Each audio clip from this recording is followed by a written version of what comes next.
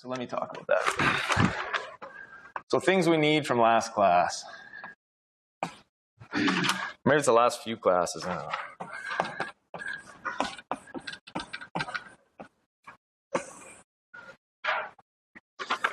Okay, so just to remind ourselves what we're doing, we've developed this functional integral for the partition function.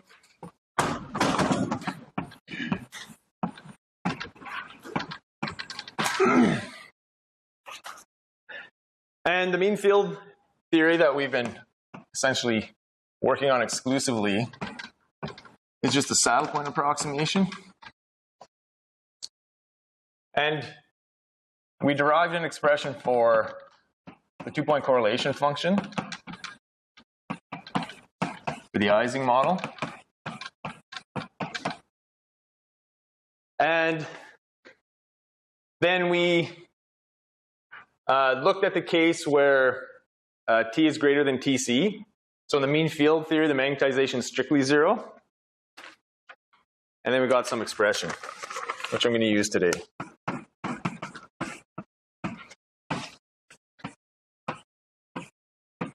So I wrote this, but then I didn't use it last time.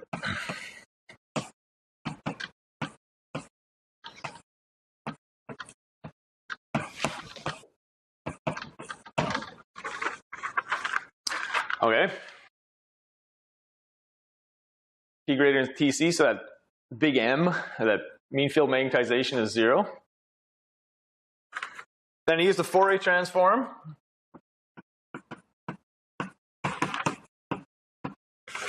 To get an expression in terms of momentum. It's 1 over T, that's beta JQ.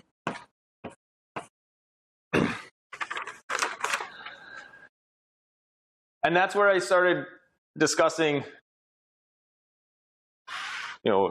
series of approximations. One of them was that we're in the long wavelength limit and the wave vector is much longer than the interaction range. So then we expanded out J of Q. So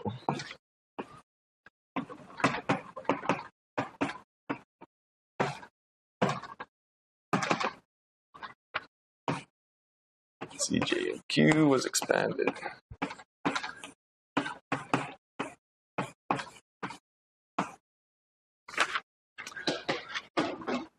And this kappa, we're actually going to use today.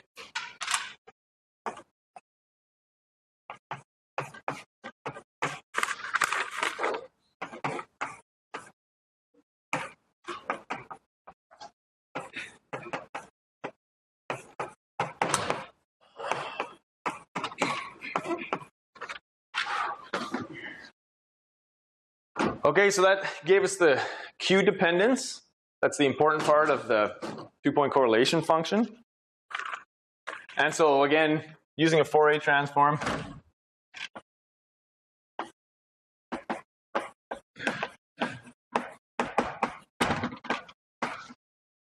I derived the expression for the correlation length.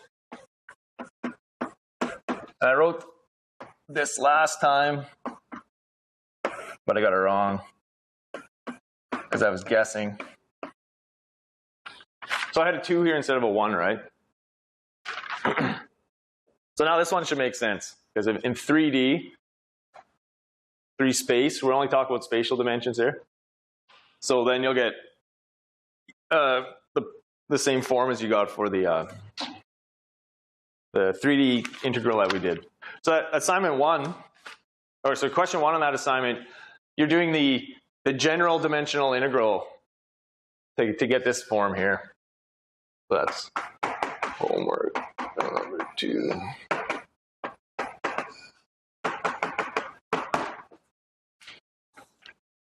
Okay, everything clear up to this point? So what we're going to start doing is moving away from the mean field description. And what we're going to talk about today is like how you do this, and the sort of the strategy, by which you would start to put in fluctuation corrections to this. Okay. And I mean, you have this functional integral formulation at the top, and we've already shown that it's equivalent to this phenomenological Landau mean field theory, whatever you want to call it.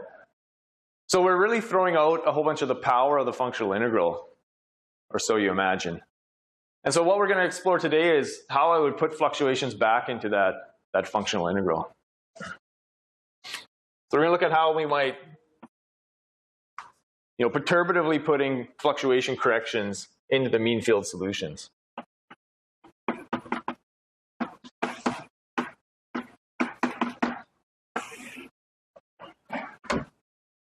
And it's okay to look at steps here and wonder if they make sense, because one of the lessons that we're showing here is that this doesn't necessarily make sense. And the breakdown of Landau theory corrected by fluctuations is the reason that we have to develop the renormalization group.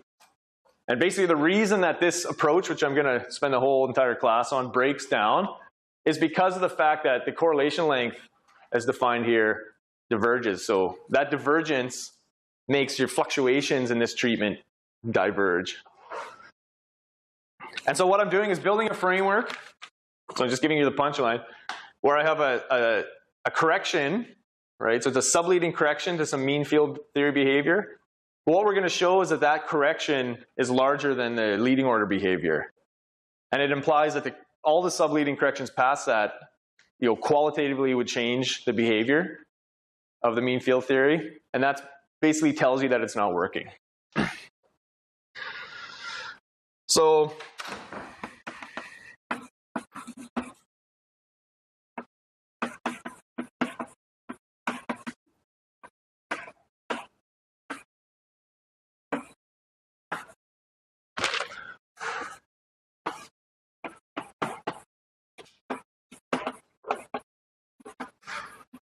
you should be thinking, how would you do this?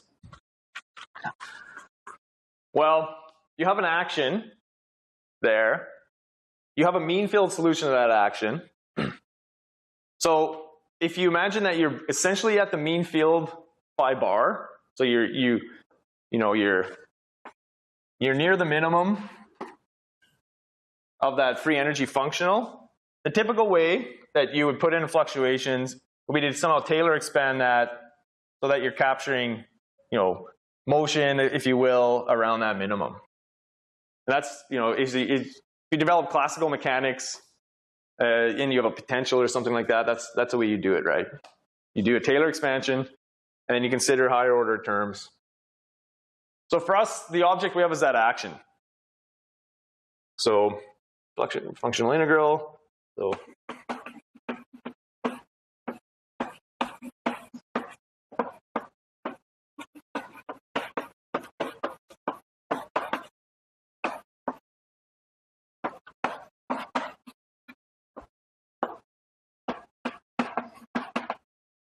that's the mean field phi bar.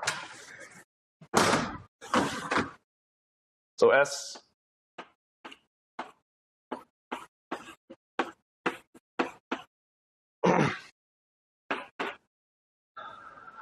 okay, so I need higher order derivatives with respect to or evaluated, if you will, at that mean field. So what about the first order correction? It's 0 because we're at that minimum, right? So all we have to deal with is this second order term. So we need two partials, right, with respect to two different field values. Phi equals phi bar delta. Let me forget this bracket. I'll explain what this is in a minute. So 1 phi. Let me write it like that. And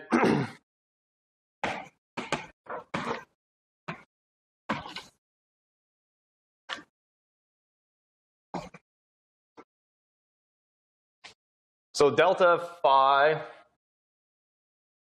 say I, is just the variation or the difference between the actual field value and that mean field that we're sort of expanding around. So it's just minus phi bar.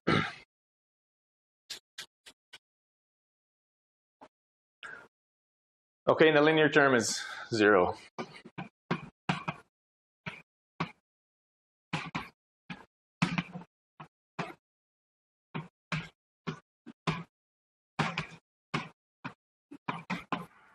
We're expanding around the minimum.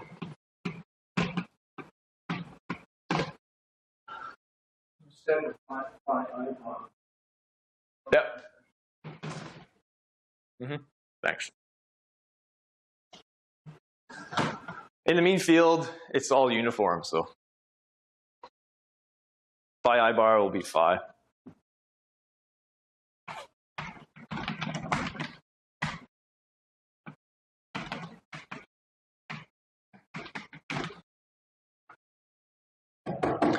Okay, so the action that we're going to use is the mean field action. We've already taken the trace. So, the first thing, which may or may not make sense, is we're taking the saddle point. Okay, so we can solve the action at that minimum because that's by extracting it from the functional integral. That's what allowed us to do the trace. So it's that object that we'll basically take the derivatives of. So we've seen this before.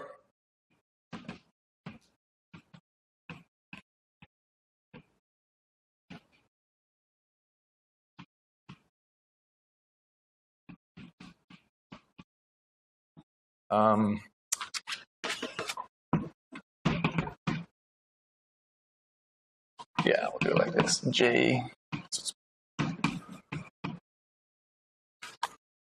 Right, so remember we had a term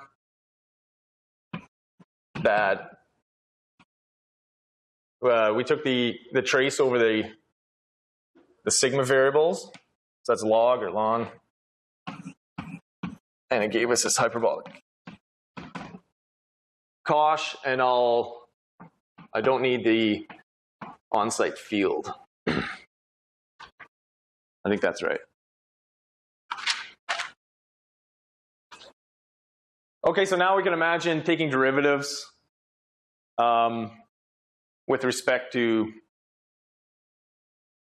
the field. And let me do it.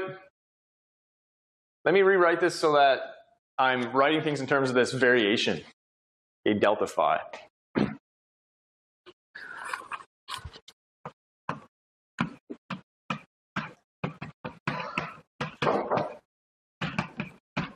So I just substitute phi I here and phi j, right? So it's phi I minus delta phi.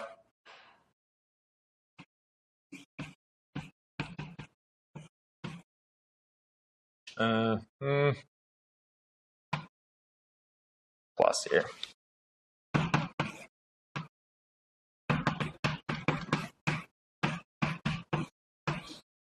That's I, that's j, minus ln.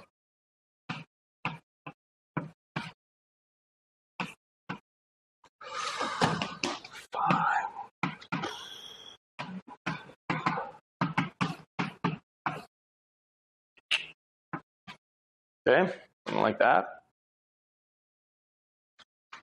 Okay, just substitute that in. And I need the second derivative term. So now I need this piece. And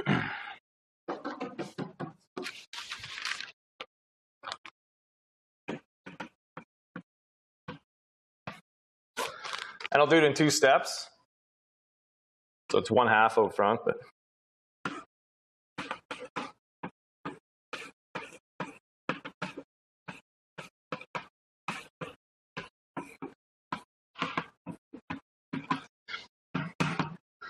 so I can take a derivative of s, partial derivative of s with respect to phi I first.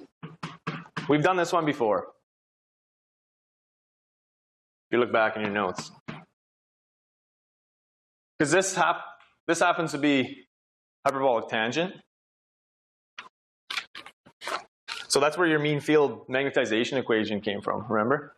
You're minimizing this equation. So we've already done that one.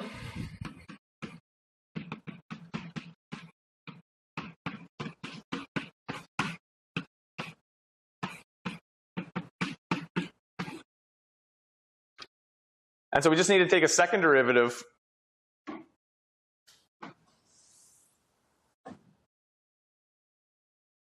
I can probably fit that on the board. So the second derivative. Now we have with respect to J. Because this piece only has one field in it. Right, and we're picking out a field index here, J. So that sum of all those sums, all those elements of that sum, only one contributes. So we're just left with the inverse interaction matrix.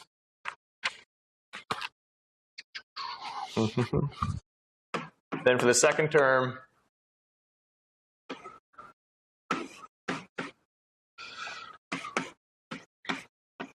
we get tan h squared phi I over t. Yeah.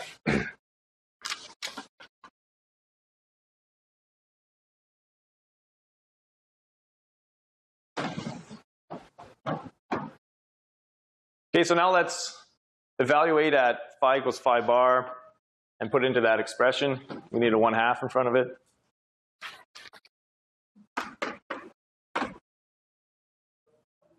Ij. Is this a 2? I don't know.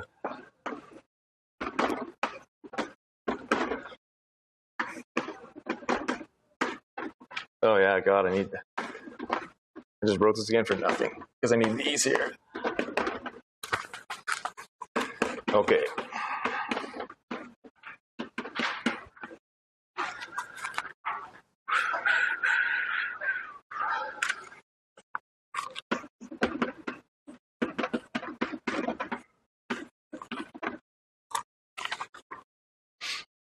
Let me just write it like this. I have a I and a j index here. There's my first term. Minus 1/2t squared. 1 minus tan h squared. I'm evaluating at phi equals phi bar. So whenever I see this field, let me just put it in phi bar. Oh. And my sum over ij in the two fields.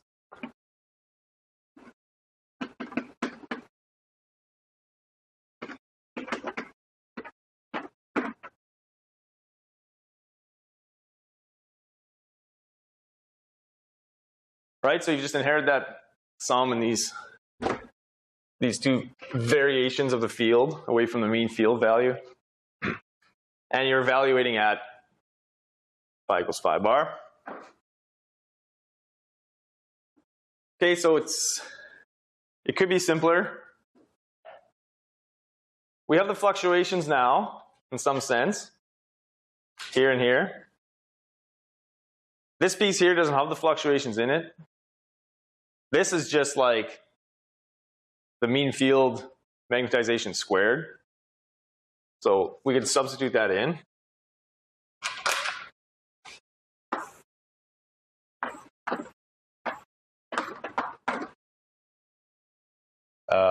Let's see.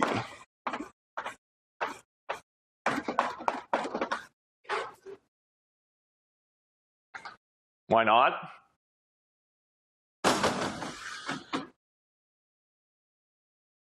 That gives us a pretty nice simplification. Let's write the whole S.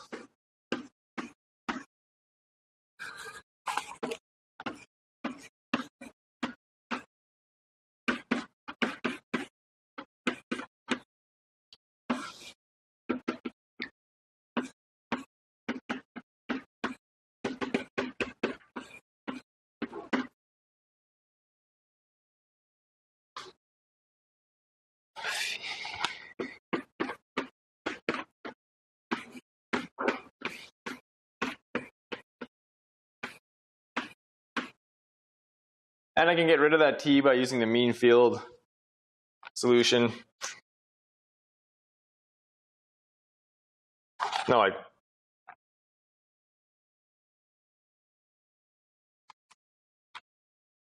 me think about that for a minute.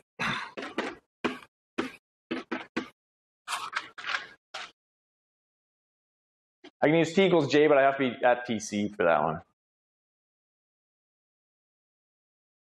Let me put J for now. I'm not sure that matters. I have two fields here. Okay, I have some term which somehow I'm going to throw away soon, I think. I get the feeling it's not going to be around much longer. This, I have one index here over that field left, right? I just have two independent sums, basically. So I can write this with a delta function. And then this can be evaluated, but we have to use some matrix methods. So it's simpler to just write that, this piece and this piece as a matrix and try to combine things into one, one set of fluctuating fields. So let me define a new matrix. I'm going to call it A.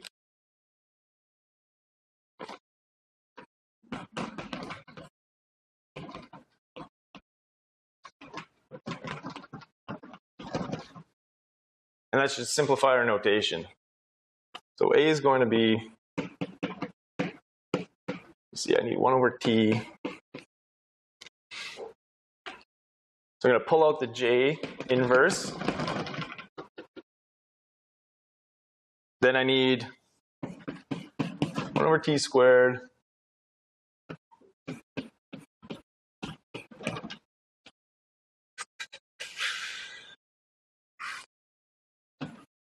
and a delta here. So if I do that, then I have a 1/2. Yeah, I think that works.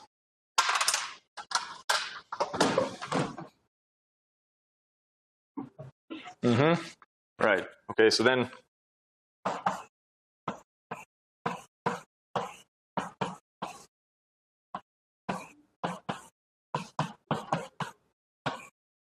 so I want something that looks like,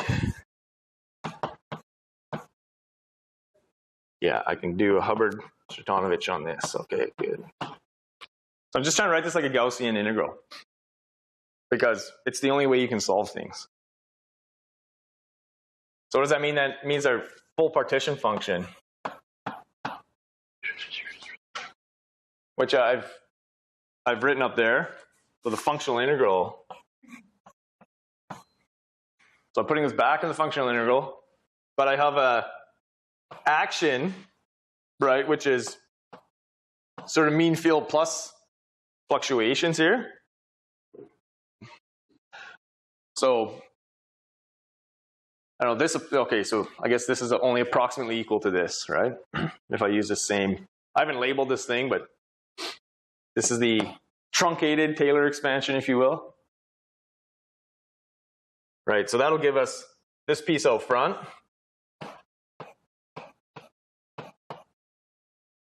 And then the functional integral, I can write it as d delta phi, because all of the additional pieces that affect the Jacobian are going to be these mean field values, which are just the constant values. So I can write the functional integral like this, and then just that nice Gaussian piece, J, Ij.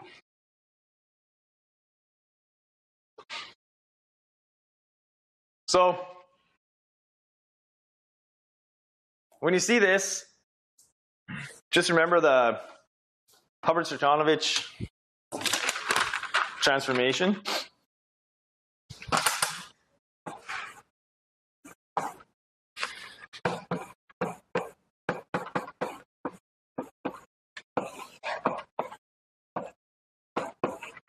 It was always written in terms of the fields phi, e to the minus 1/2. So I've used this A notation on purpose. What you had in the Hubbard-Stratonovich transformation was an auxiliary field that coupled phi I and sigma, no, what is this, gamma? And then this thing was equal to 1 over the root of that determinant. And then you had a piece that just depended on the auxiliary fields.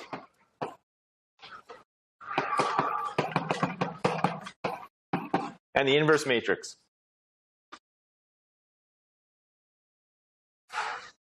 So what is this equal to?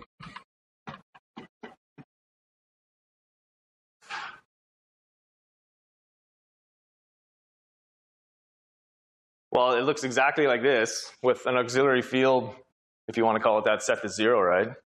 So then this piece just turns into unity. So it's only a root, 1 over root determinant and a constant.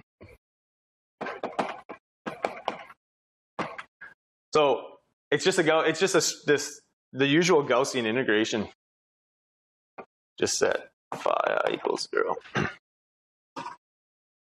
So your partition function is related to the root of that determinant.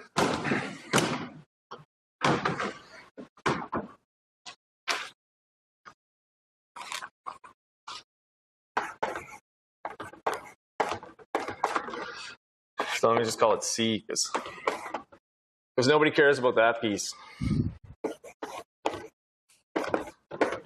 Let's be careful with that piece.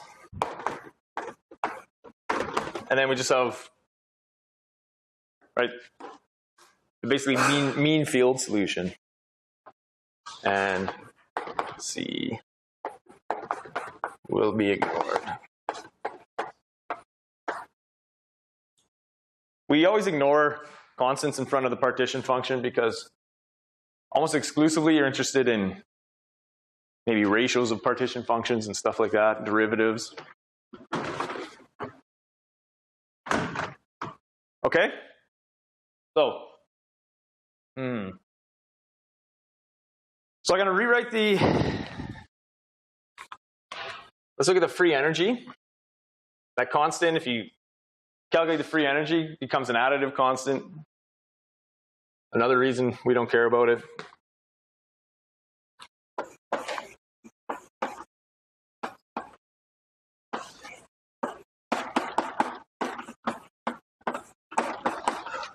So there's a mean field piece. You're taking a log, which is the mean field piece is just the action evaluated with the saddle point approximation.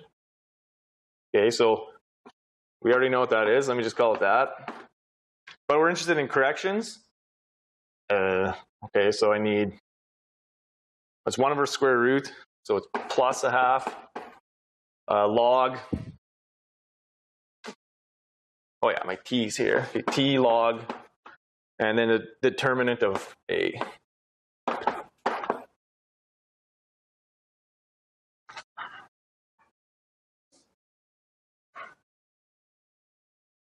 Okay, so we need to handle this thing somehow. And the easiest way to do that is to just use a matrix identity. So let me write that first, then I'll sketch a quick proof.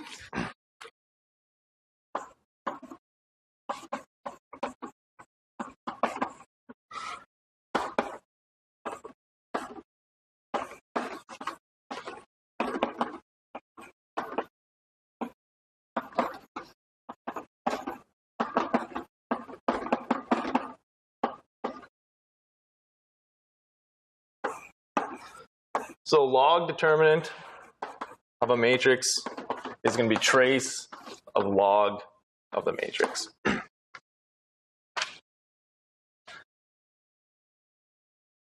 anyone seen that before? Is that fairly standard? Do you need me to prove that? I don't know where I saw it. I can sketch out a quick proof. Oh, I started doing it right before class. I got interrupted, so I don't know if it'll actually work. But let me just show you how roughly this comes about. That's just from diagonalizing it, isn't it? Yeah, if you just write it as a diagonal matrix. So let me just see if I can fit it in here.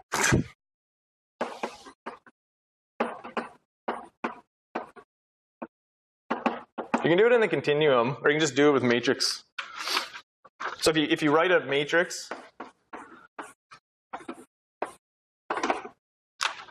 I did it backwards, but that's orthogonal in our case, an orthogonal matrix. Then just calculate the determinant of A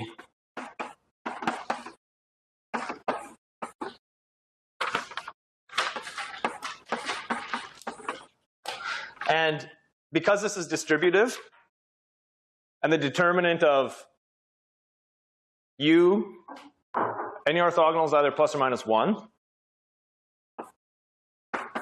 So you can write it somehow like this, probably.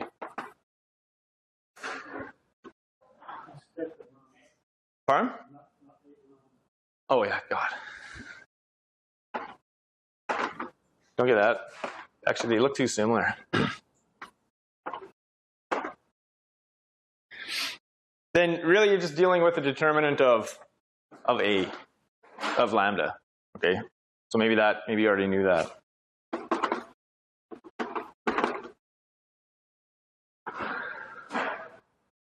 Now you need a function in the next step of the proof. So any function of A is diagonalizable.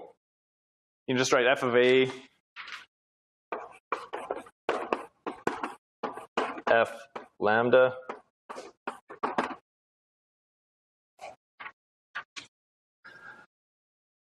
and then calculate the trace. So that's like the left hand and right hand side? Left hand side. Let's calculate the trace of that function. Okay, so just really sketchy. So trace of, let me call it function of A.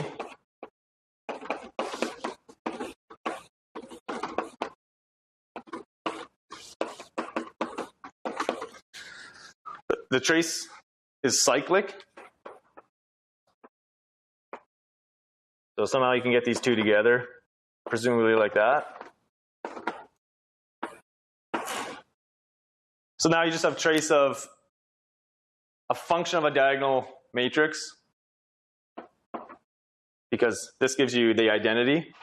So this will give you the trace of f of A. So this should give you the product over all the the product of the eigenvalues, so the diagonal matrix elements. So I'll call them lambda. Because all you have to do is relate these two steps. Do you need more? Another line? Can I write it here? So what you need is trace of log A. So f is your log, which is just going to be sum. All it's going to do is basically turn this into a sum, right? And then you need the determinant of A. Oh, and you already know that that's product, right? So the determinant of A is just, sorry, did I get the sum and the product mixed up? This one's the sum here, sorry. This one's the product. And it's A, so it's just lambda alpha. Okay, so if you just take the log of this, then you see it turns into the sum, right? That's as much proof as I'm going to do. So we're using this, and we're going to substitute that into our expression for the free energy.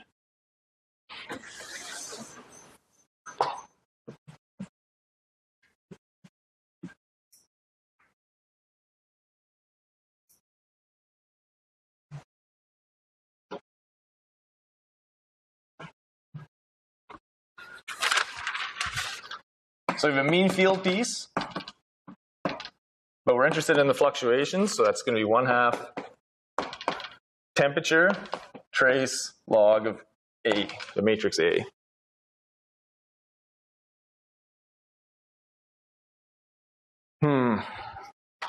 So I have my A somewhere. So I got my A up there. Let me look at that.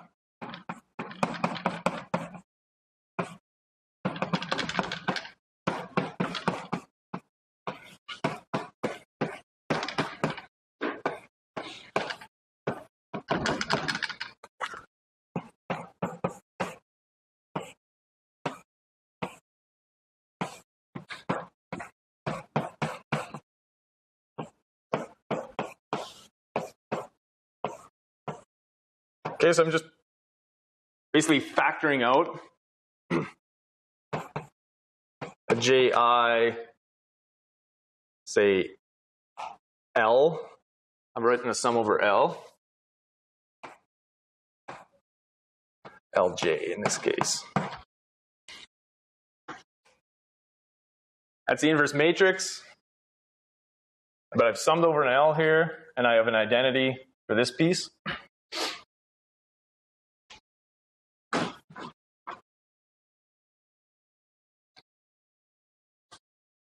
And let me redefine A is the part in the curly brackets. You call it B or something, but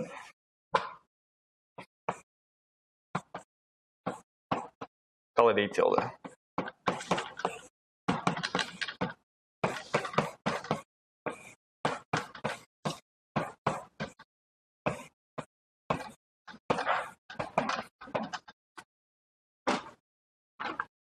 So in matrix notation, without these indices,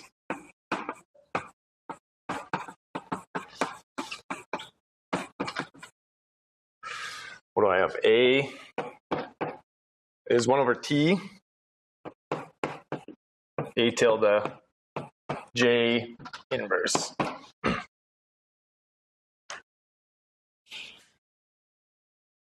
I'm going to rewrite my free energy. Log of A is log of this thing.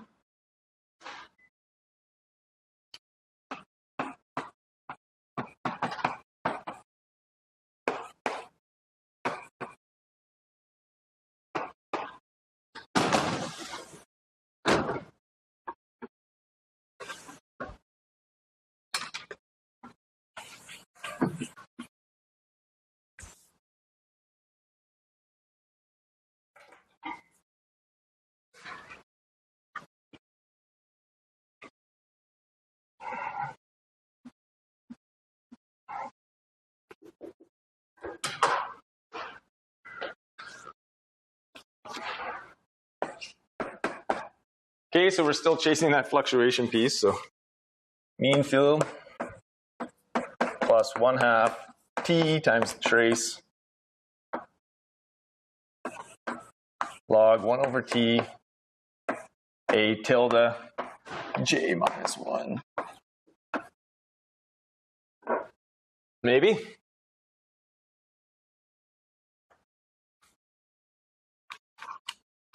And that log helps us out.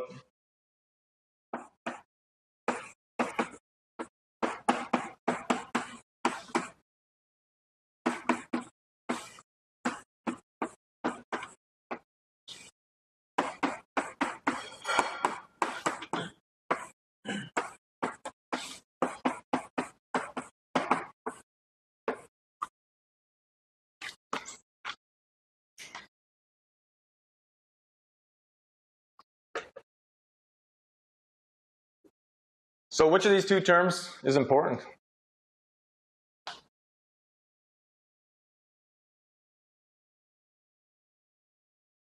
This is like the inverse interaction matrix, in some sense. Where's all the singularities? We're trying to chase singularities in these expressions.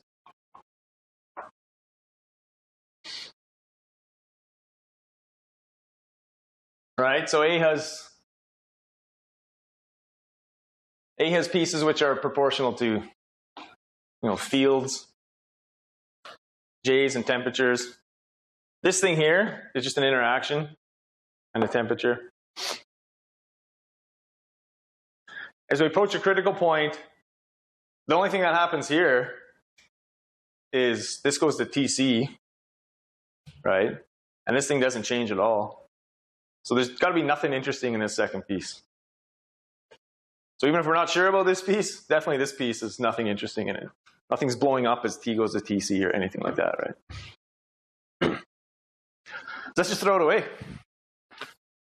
Why not?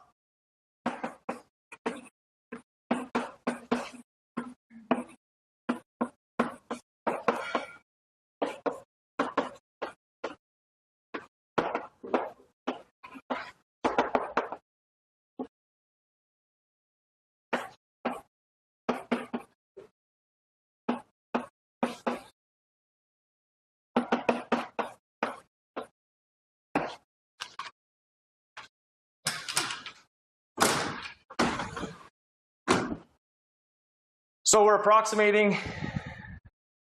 you know, a free energy, which is a mean field piece, plus a fluctuation piece.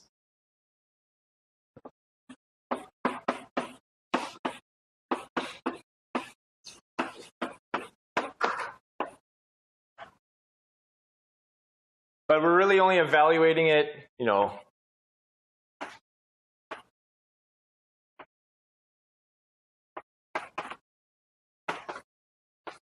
for the singularity structures that come from fluctuations, or to determine how maybe fluctuations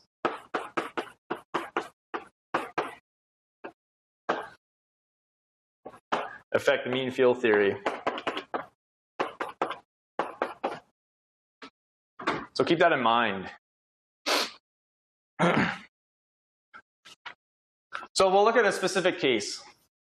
So now we have a free energy. We can evaluate the free energy above or below the transition temperature in the same way that we did before. Above, we can set the magnetization to 0. Below, we can't. So I always do above in class because it's easier. And then from that free energy, we can calculate a susceptibility or an order parameter or a specific heat or whatever, right? So that's all we've done now. We've just set this up so that we can calculate a physical observable. So let's calculate the specific heat, say. And let's look at how the fluctuations from that second term affect, you know, the critical exponents, the universal behavior, or the divergences or whatever associated with criticality. So again, what we're somehow believing, or we're hoping, is that we have a universal number. We have a critical theory with universal numbers. We have a mean field approximation of these, 1/2, 1, whatever they are. And we're hoping that when we add fluctuations in, the fluctuations just give us like, you know, it's going to be 1/2 plus some small number plus some smaller number if you had the higher order terms. And so you just kind of like converge on some you know, more accurate value for the critical exponents. But what we're going to find is that that second term in the free energy gives us additional divergences. And so that is the problem with doing this. So if along any part of, you know, when you set up the problem, you know, at the start of class, and you wondered if that's the right way to set it up, this is going to tell you that it was the wrong way to set it up. But this is the way you would do it naturally, is by doing this in an analogy to a perturbation theory. So let's look at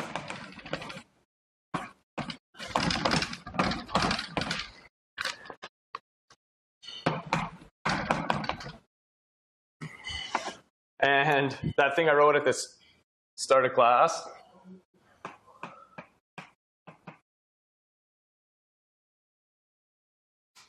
I can write this in terms of a 2-point correlation function. So bear with me for a couple steps here. So this is the right equation for M, big M, or phi bar equals 0. GLJ.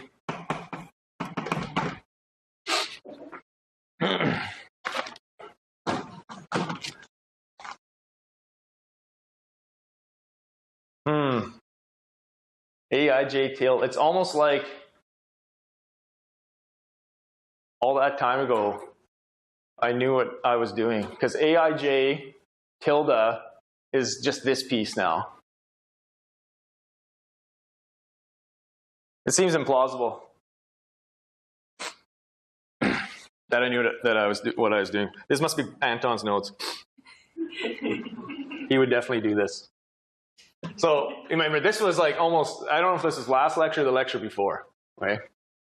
But since we've, actually I didn't say this before, but since you have a sum over this L index, GLJ, this is just the inverse of this matrix here. This happens to be the 2-point correlation function, but so you can also write this sum over L. So I have LJ there, so I need IL inverse GLJ.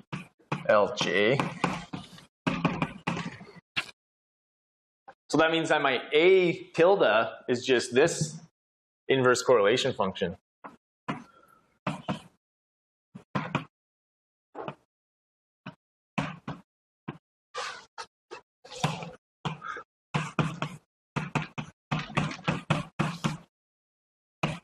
I'm going to write Jij because phi bar is 0. Yeah. So then that's just this term here, which I'm going to call Gi, and it has to be J inverse.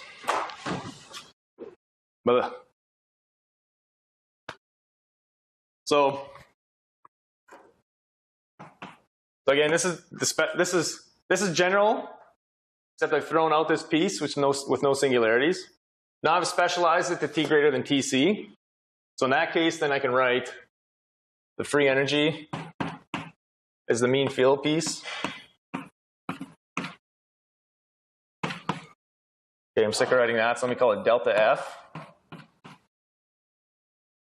Where delta F is just 1/2 T trace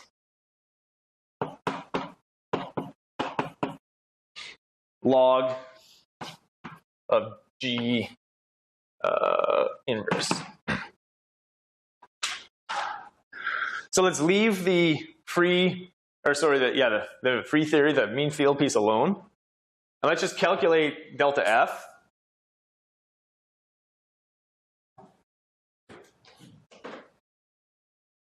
And in order to do that, I need to diagonalize. No, I need to take the Fourier transform into momentum space again. So let me do one more step.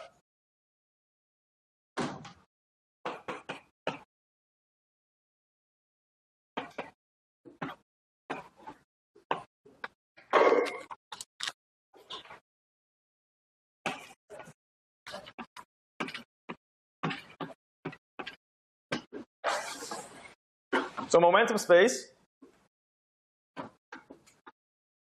we just throw this in the Fourier transform.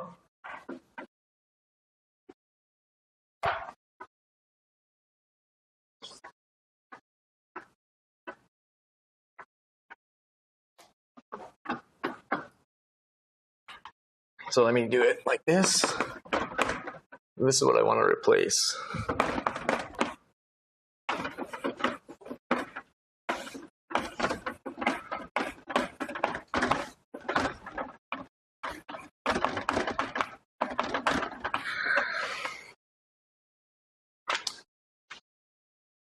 Oh, maybe I want the inverse, G inverse. Doesn't matter, it's just another matrix, right? So I have a trace.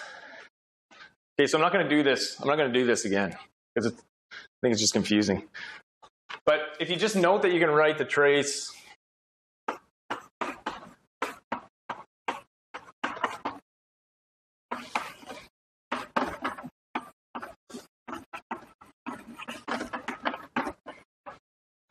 it's going to be trace, let me just call it A, as a sum over two indices, but with a delta function.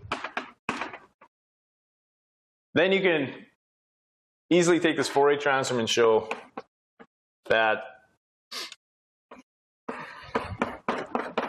I should get something like 1/2 t. So that delta is going to take care of the sum and leave me with an index. And I need the inverse q.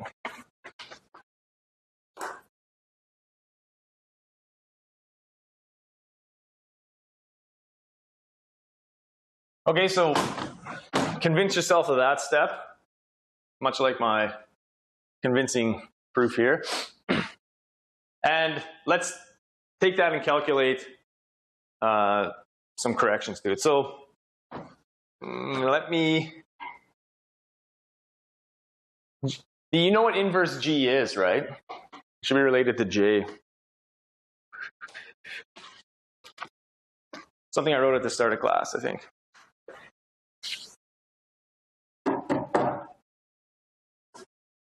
Okay, well, it's up there. So it's delta. So alternatively, you can write this. I'm not sure which I want to use.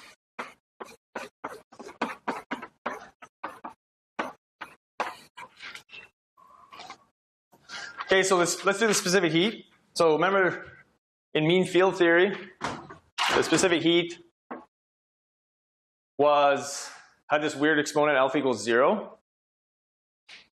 And alpha equals 0 came from the fact that there was just a discontinuity. There's no divergence. So let's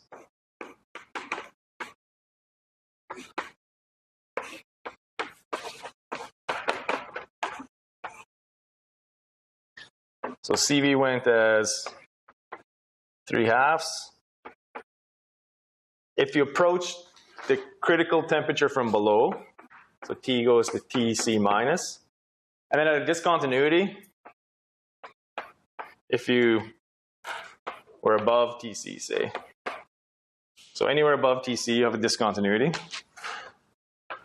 So that made us write this as T minus, so the reduced temperature, T minus TC.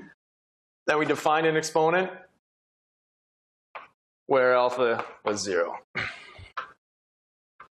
Okay, so that's the crummy case that basically didn't have an exponent. So you want to believe somehow that fluctuations, okay, we have this discontinuity, fluctuations should give us small changes to this discontinuity.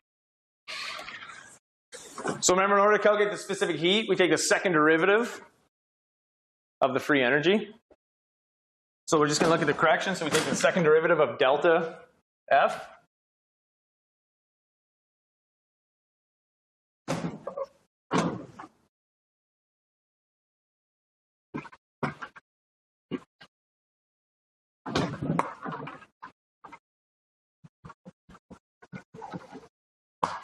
Okay, so how does that look? So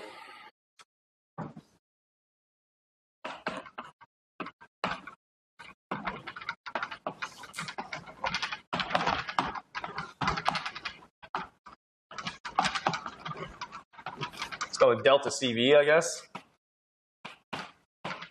Minus 1 over N T, second derivative of delta F. Sure, why not? Over T squared. Okay,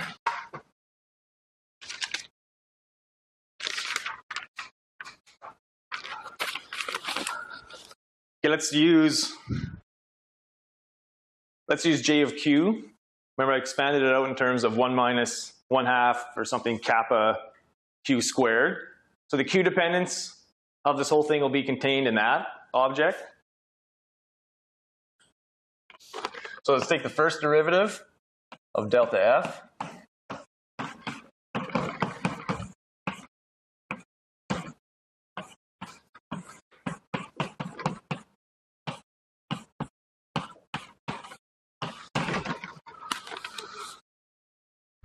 So the T comes out 2T squared J of Q 1 minus 1 over t.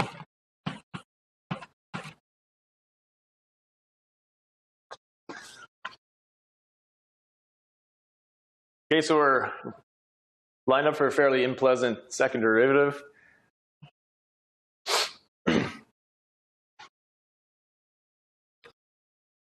No sense procrastinating.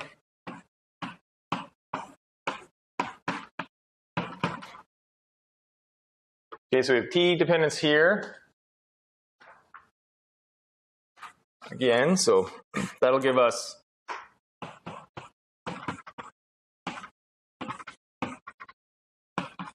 j of q.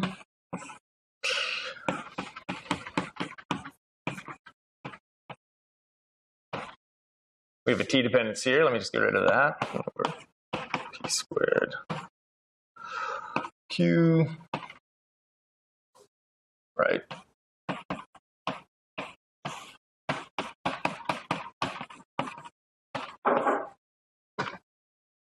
And the last piece we have to take the derivative of gives a minus sign.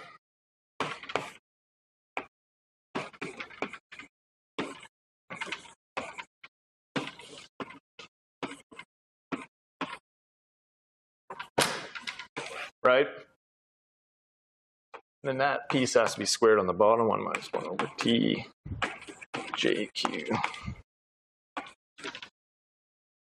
That all squared.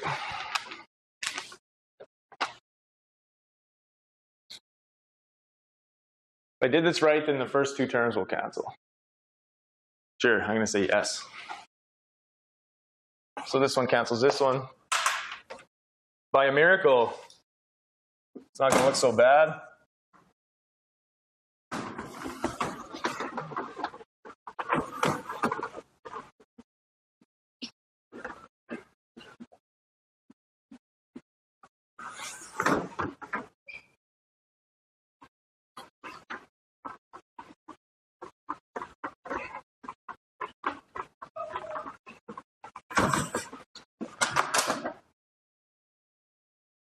Okay, so our delta CV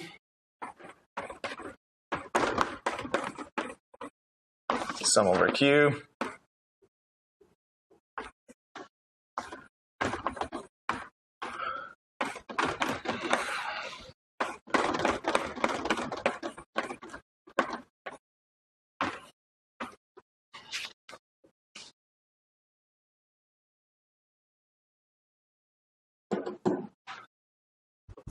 So it's fairly general in terms of J of Q. You know, all we've done is, well, we've done several things. We've thrown away this non-singular piece. We're looking above the transition temperature. Okay, so that eliminates the phi bar. We've written this in terms of J of Q. We can expand J of Q now if we're interested in the long wavelength limit. And we know that expression from last time.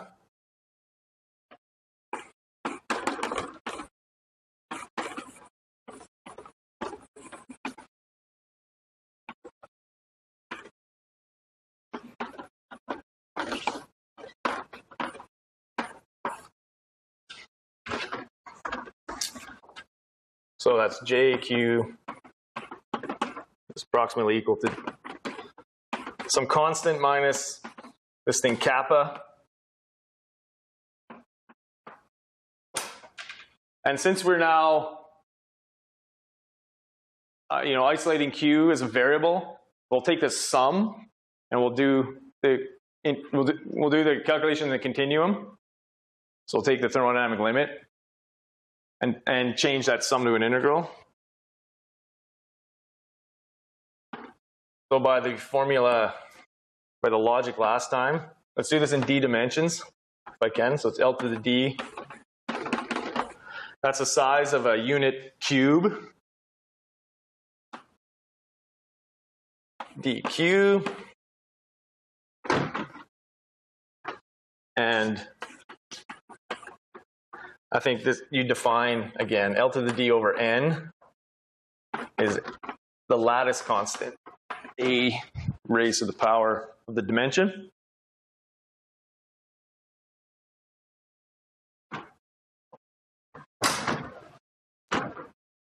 So then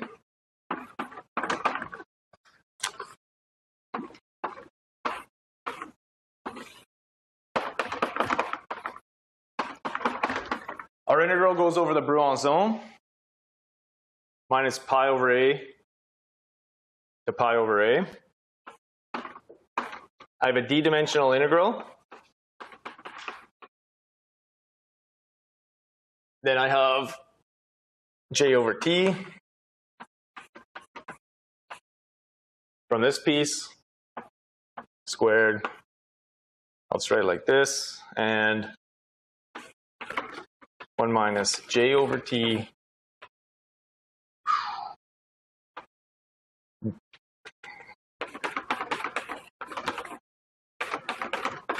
q squared, all squared. Okay, so I've made an approximation.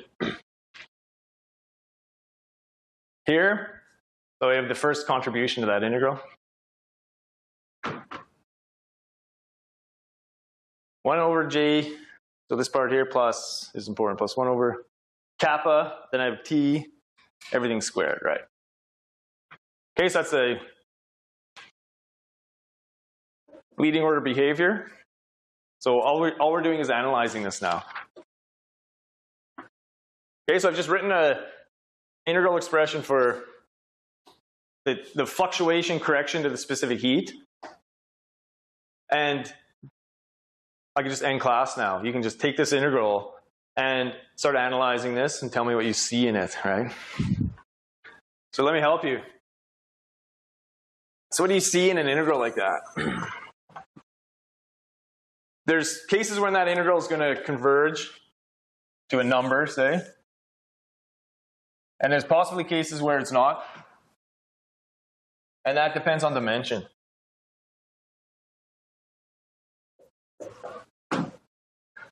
So the dimension matters quite a bit. And the dimension affects that integral because that dq, that integration variable, right? You can imagine writing this in spherical polar coordinates and momentum space. And you'll see how q scalar dependence drops out. So in order to do that, let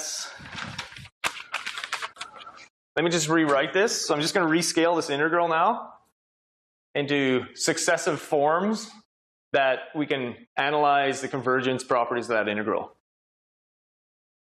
So let me change variables. I just want to take away the unit. I want to define a dimensionless momentum. Okay, and I do that. I can do that by defining another momentum, which is q times a. So the dimensions are contained in that lattice unit, right? How many angstroms, between each, say, site on your lattice, on your hypercube. So let me call this a dimensionless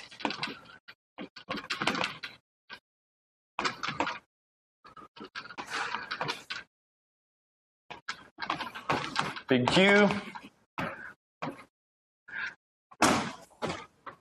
So I just want to rewrite that integral in terms of that. So I'm going from minus pi to pi.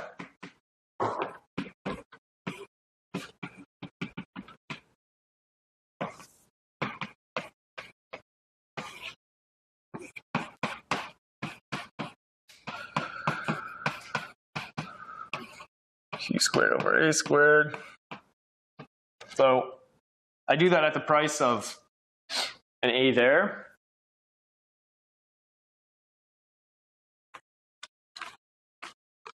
Let me think. Pull out part of this numerator. So let me worry about this d-dimensional integration variable in a minute. J over t squared. Let me pull out 2ta squared over kappa. Pull that out on top squared, which gives me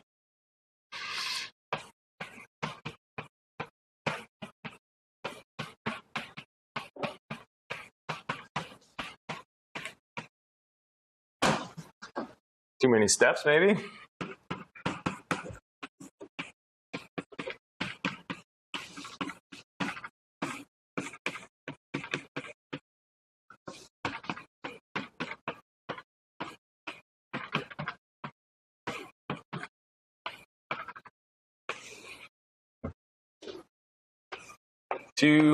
So I have T minus TC from this, T minus TC, kappa.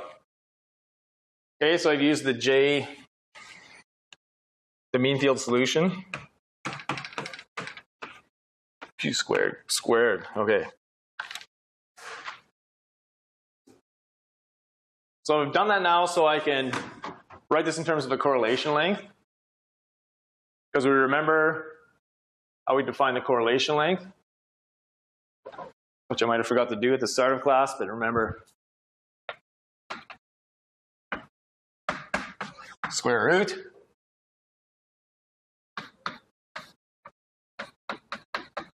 T minus DC. So that correlation length is basically occurring in there. It's squared, and A squared is also occurring to keep it dimensionless. So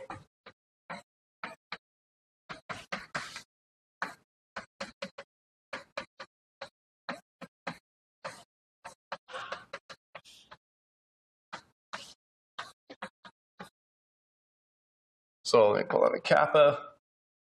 I have T squared to cancel. Then I have Q squared plus, so it's say A over Z squared.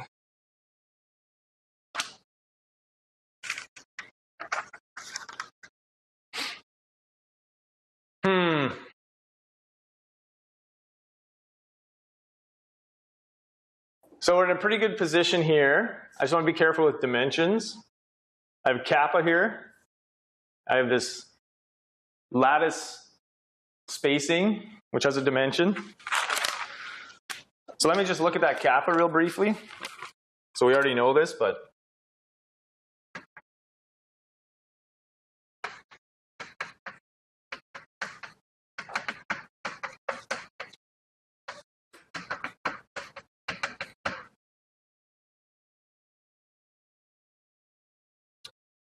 great, so I have one sum here, which means I've taken a sum, I, and that's what I've defined as J, remember? And so my kappa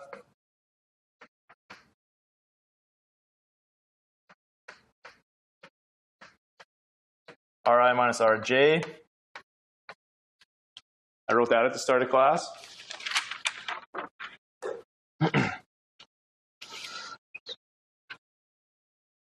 Okay, so I have ND, and then I have essentially a Jij, and then, you know, the distance, the scalar distance between those two sites. So just like I did last time, let me make an assumption about the range of this interaction. So let me define dk over j, right? And let me call that r squared. And I'll call that, that's just some sort of almost phenomenological range.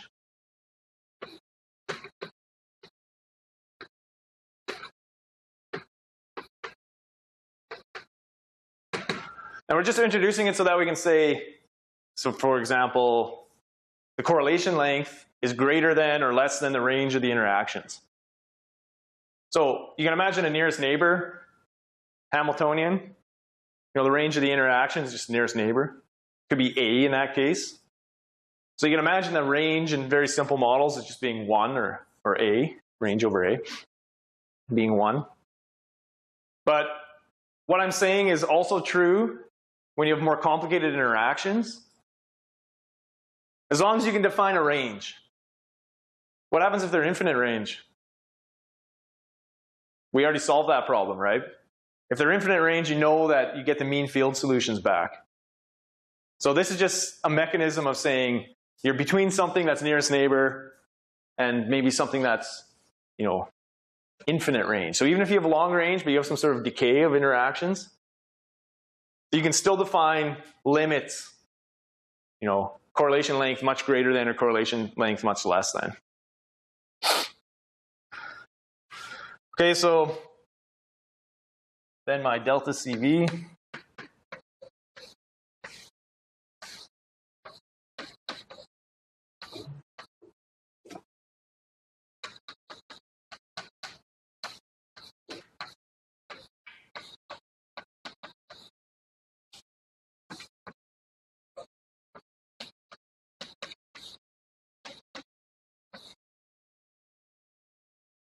Okay, so all I've done is simplify. Oh my God. That expression.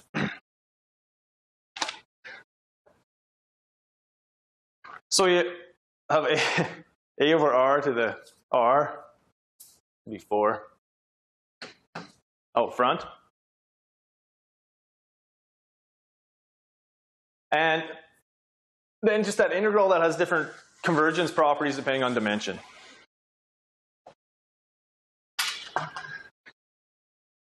So let's finish up by analyzing that a little bit. So we want to analyze that integral.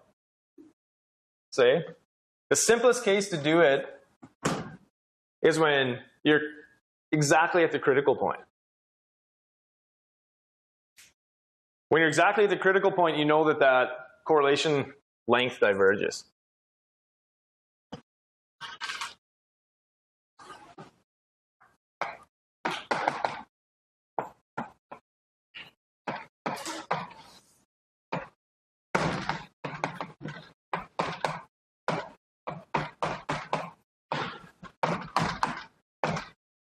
So it's like we're approaching TC from above. Now we're exactly at it. So this one's simple. I have A over Z goes to infinity. No, goes to 0. So my delta CV, 2D squared. Yep, A over R to the 4. And then my integral is just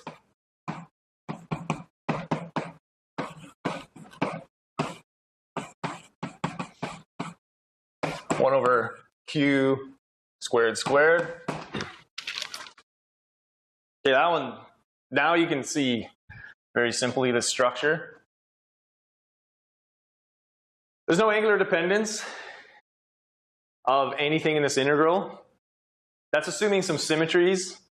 So if you assume, you know, translation CV4 or whatever it's called, inversion symmetries and so on, what you're doing in the continuum in momentum space is throwing out all the angular dependence of this integral. So you can evaluate that integral without any thetas or phis.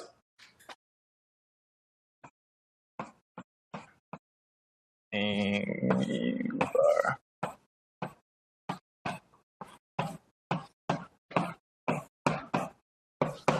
This is the most useful thing in the world. dq, okay, the integration variable is just, as you know, q to the d minus 1, and this piece here, that I've called S.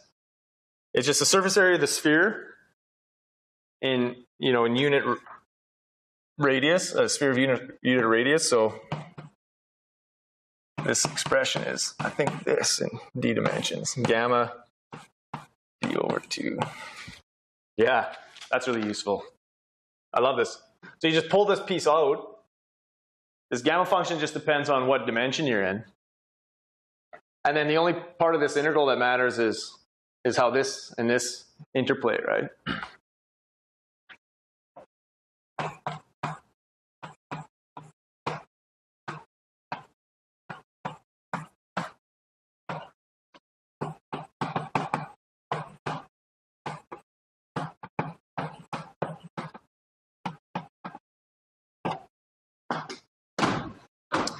Just generally useful.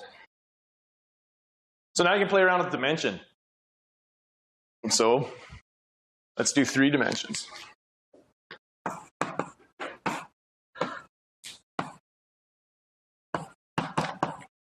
You know what this is, SD. You can check it. 2 pi to the 3/2, gamma 3/2.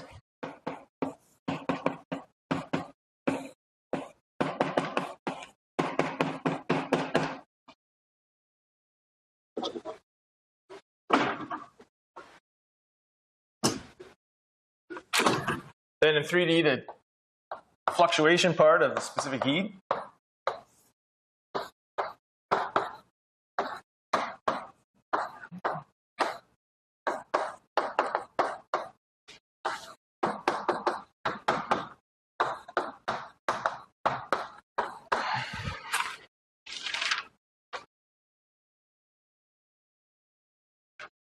I just wrote my 2 expressions backwards, but I just wrote the general expression. I'm not going to erase it now. Okay, let's look at the general expression. So it's all about the convergence of this integral. So when d is less than 4, less than or equal to 4, so when it's greater than 4, that's the only time it converges, right?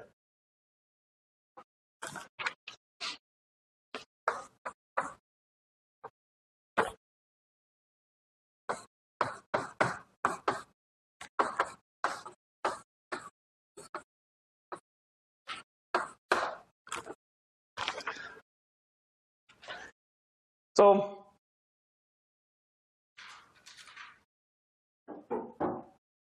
that's basically the lesson. I mean, what we're doing was we have a mean field value, or mean field behavior. The specific heat goes to 3/2, has a discontinuity, goes to 0. And again, we're looking at the fluctuation corrections to this. The fluctuation correction to this has an integral that diverges for d less than or equal to 4, right? So a divergent contribution of the specific heat for d less than 4 means that you basically have a problem with mean field theory plus fluctuations. The whole framework, like everything we did today, is wrong. That's what this is saying. You gotta be a bit careful if d equals to 4. We'll talk about that then.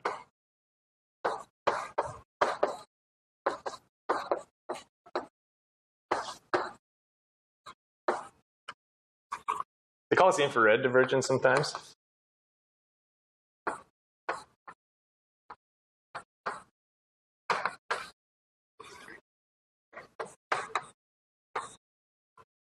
So fluctuation contributions.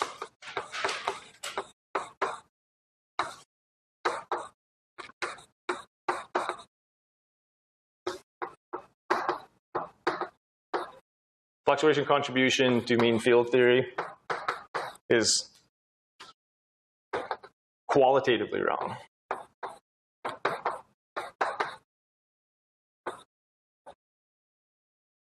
So I mean that, and you had some behavior in the mean field case for the specific heat near TC.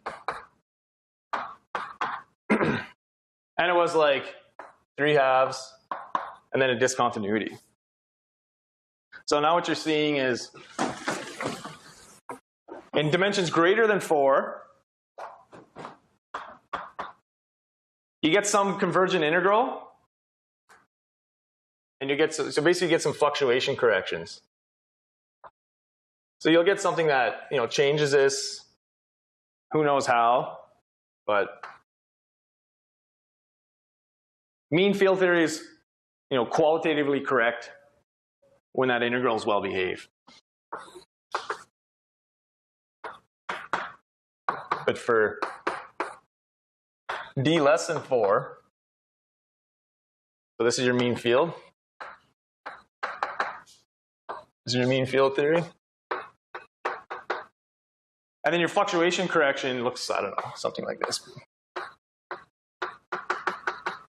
Plus delta, I don't know, delta, whatever, phi.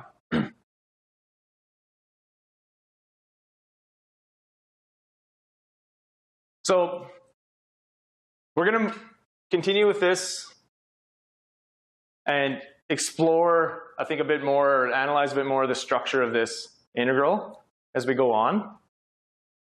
And another important point is that this divergent structure, essentially this integral over big Q, will occur in the fluctuation corrections to any other quantity, like magnetization or susceptibility or something like that. So even though I just did this specific case of the specific heat, this idea that you have a breakdown of the theory would occur if I did any other quantity.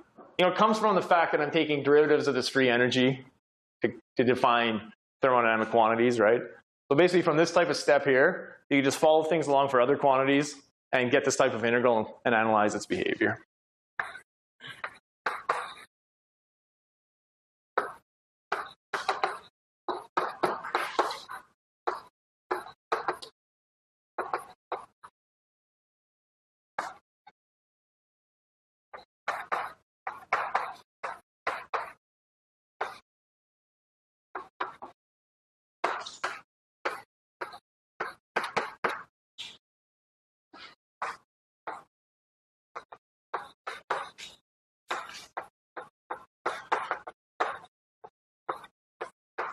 So try the susceptibility. If your assignment's too easy, you can do that as an exercise.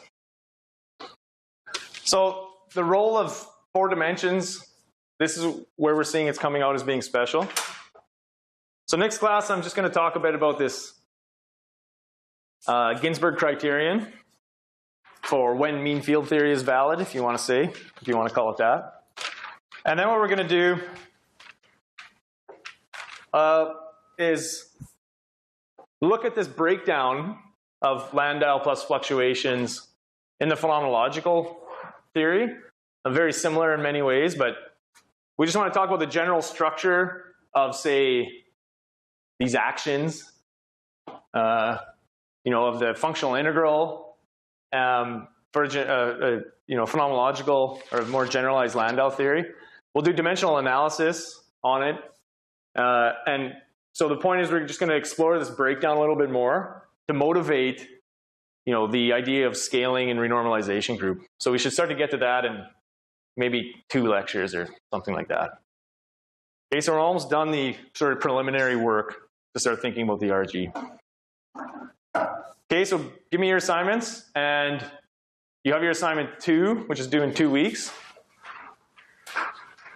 And I'll see you guys next, Wednesday.